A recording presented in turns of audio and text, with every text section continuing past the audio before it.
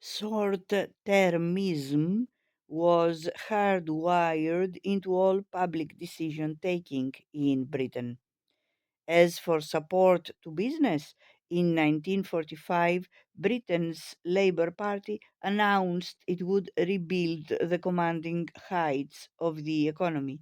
But in contrast to Germany, the vehicle was nationalization and the creation of state owned public enterprises such as the Coal Board.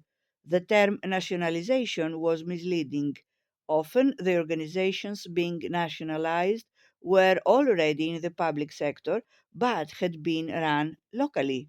The more accurate description was centralization.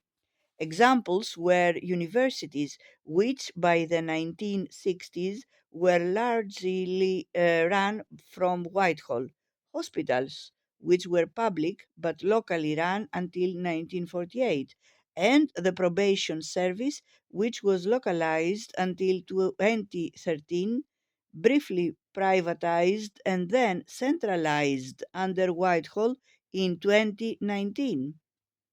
Post war America has not had the same need to rebuild, and in contrast to Britain, its trade unions had never committed to socialism and nationalization.